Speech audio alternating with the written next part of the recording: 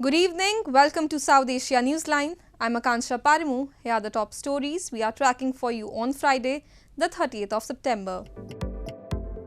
Two JeM terrorists neutralized in encounter in India's Jammu and Kashmir.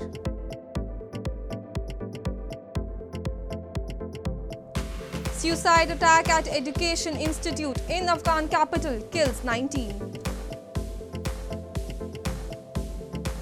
And over 9,000 cases of dengue reported in Bangladesh in September. And now for all the details. Two Jaish-e-Mohammad terrorists planning to target an army recruitment rally were neutralized in an encounter in Baramulla in India's Jammu and Kashmir on Friday. This came 2 days after security forces gunned down 3 terrorists of the Pakistan-based terror outfit in a similar encounter in Kulgam district. Two terrorists linked with Pakistan-based Jaish-e-Mohammad JeM terror outfit were neutralized in an encounter with security forces in Baramulla district in India's northern Jammu and Kashmir territory on Friday, a senior police official said. The operation was carried out by a joint team of police, army and paramilitary CRPF based on specific inputs. Police said the terrorists were planning to attack a recruitment rally as part of the new military hiring scheme Agniveer being held in the district. Joint parties पे fire खोल दिया। इसके चलते encounter शुरू हो गया और जो एनकाउंटर है काफ़ी देर चला और अल्टीमेटली ये फिर मॉर्निंग आवर्स में जो है वो ख़त्म हुआ। This came 2 days after 3 JeM terrorists were gunned down in a similar encounter in Kulgam district.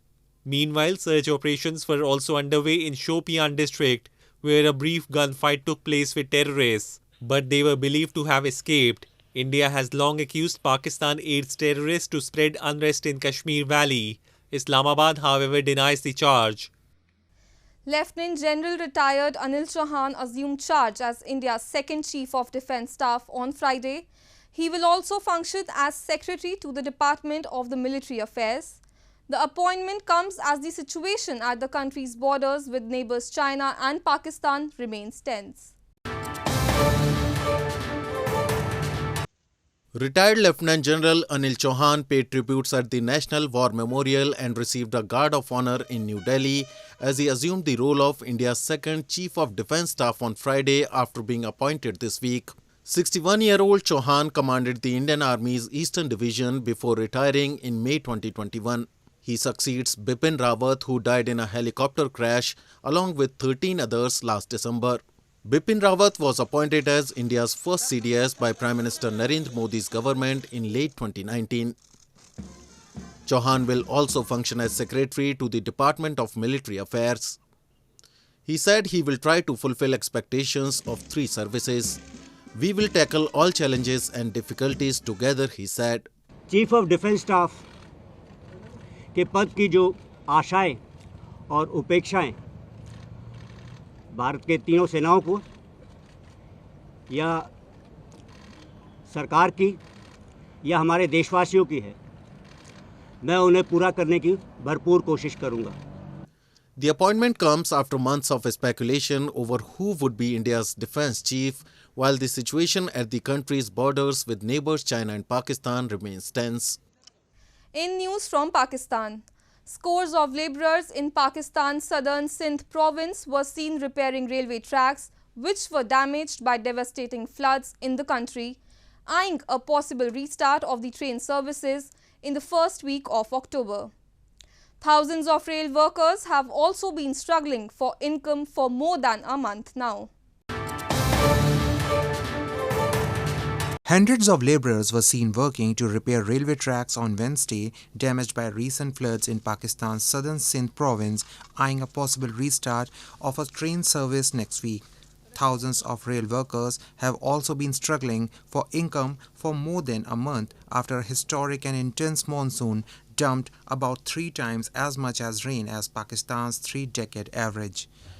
Local broadcasters reported that the Federal Minister for Railways told a cabinet meeting on Wednesday that he had given orders for normal operations to be restored as soon as possible, but they had to wait for water to drain first. पूरी इंतजामिया machinery लगी हुई है, जो divisional अफसरान वगैरह जो head quarter के आए हैं, उन्होंने चीफ इंजीनियर साहब हैं, CEO साहब हैं, मिनिस्टर साहब की कोशिशों से 5 तारीख को एक्सपेक्टेड है कि ये कंटिन्यूज हो जाएगा सिस्टम, जो रेल का नॉर्मल पोजीशन में आ जाएगा। ये ट्रेनें 1 महीने से बंद है, हमारा रोजगार बिल्कुल ठप पड़ा है। इंशाल्लाह चंद दिनों के अंदर सुना है कि रेलवे बहाल हो जाएगी, तो हमारा आमदोरफ्त शुरू हो जाएगी।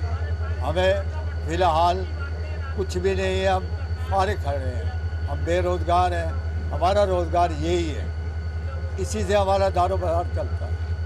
UN agencies had begun work to assess the South Asian nation's reconstruction needs after it received 391 mm of rain, or nearly 190% more than the 30-year average in July and August. The deluge, which scientists say was exacerbated by climate change, has killed nearly 1,600 and affected about 33 million people in the country of 220 million. It has swept away homes, crops, bridges, roads, and livestock, ill damages estimated at $30 billion.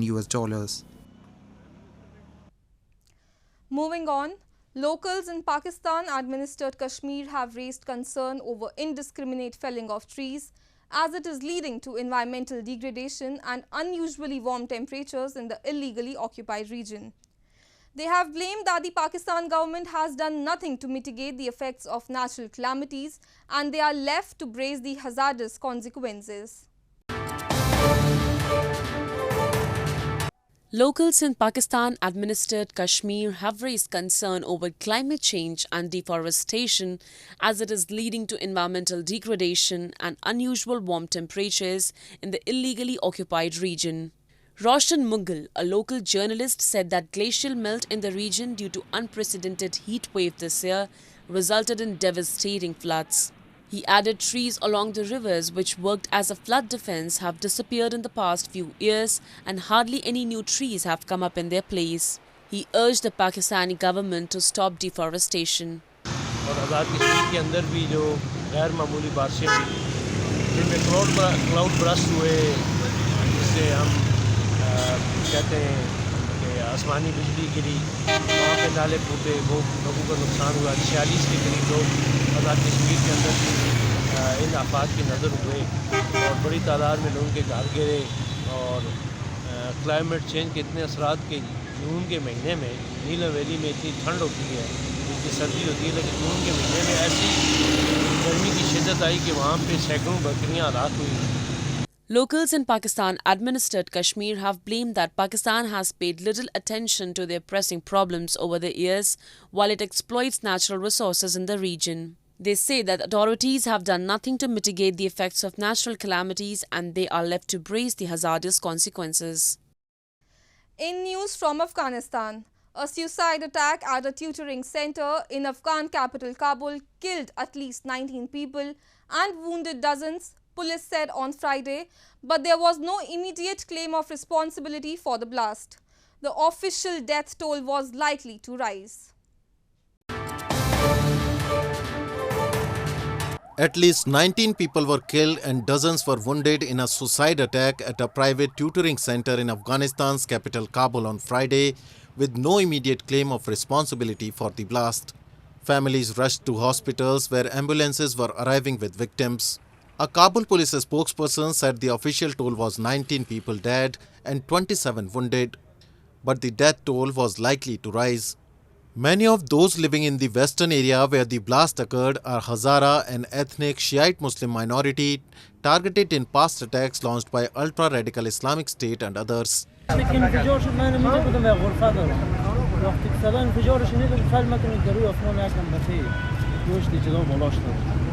سعی کردم مردم بسیار در مشهد برآمده بود، بیچاره‌ها ترس خورده بودن، کسی گریان میکرد، کسی در روی خود چرا خورده بود که شفاخانه میرفت، کسی یک کار ما کمک شدیم، حالا ما تبدیل کردیم داخل جنازه را انتقال دادیم. چی را The United Nations and its agencies condemned the attack and said violence in and around education establishments is never acceptable. Since taking over Afghanistan in August 2021, the Taliban has emphasized that it has improved security, but in recent months there have been a series of blasts at mosques and civilian areas.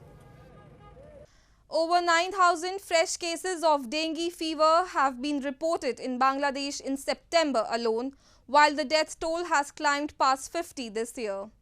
Dengue is common in South Asia, especially during the monsoon season. Most patients survive the disease with access to proper medical care, but it is estimated to kill about 20,000 globally every year. Over 9,000 fresh cases of dengue fever were reported in Bangladesh so far this month, reports have suggested. The Directorate General of Health Services (DGHS) said a total of 506 people were hospitalized till Thursday in the past 24 hours, suffering from the mosquito-borne disease.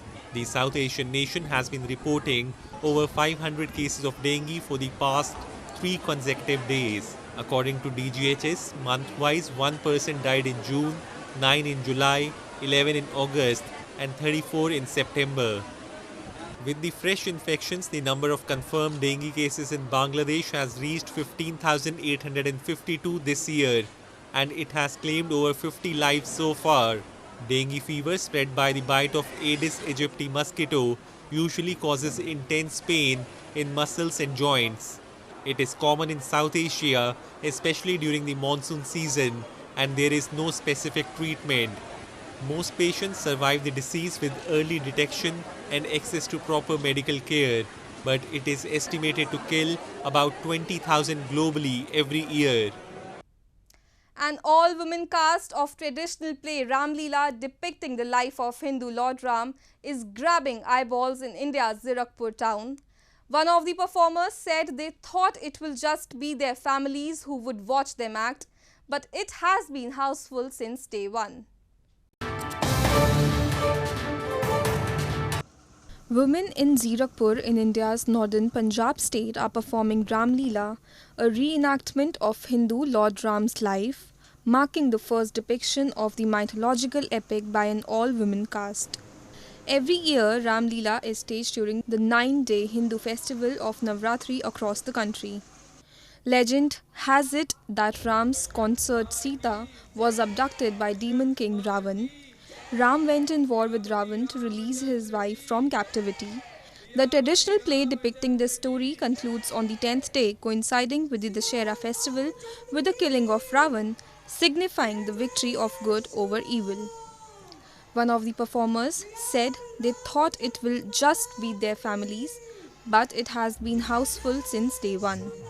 बैठे बैठे उनके दिमाग में आया कि औरतों के लिए कुछ करते हैं. बस उन्होंने ये सारा प्रस्ताव सभी औरतों के सामने रखा, सभी तैयार हो गए. बिल्कुल फर्स्ट डे तो हमें उम्मीद नहीं थी, हमें लगा कि जो हमारे घर के लोग वो आ जाए शायद. जब हम बाहर जब देखे हमने खचाखच सारी चेयर्स भरी हुई, आधी जनता खड़ी हुई है, तो मतलब लगा कि हाँ कुछ हम कर सकते हैं वाकई में. हाँ, मुझे बहुत अच्छा लग रहा है बिकॉज हम लोग हिस्ट्री बनाने जा रहे हैं, क्योंकि हर बार रामलीला हमेशा मेन करते हैं, इस बार विमेन ने कुछ आगे चांस लिया है, तो बहुत अच्छा लग रहा है. Owing to the pandemic, Ramlila was either cancelled or went online in most parts of the country and was resumed in 2021 when COVID protocols were relaxed. This year, the Dussehra will be celebrated on 5th of October. Well, that's all we have for you from South Asia this evening. Now our viewers can watch the show on SouthAsiaNewsline.com. You can also visit us on Facebook.com/SAsiaNewsline and follow us on Twitter @SAsiaNewsline. That's all in tonight's edition. We will see you same time next week. Have a great weekend. Good night.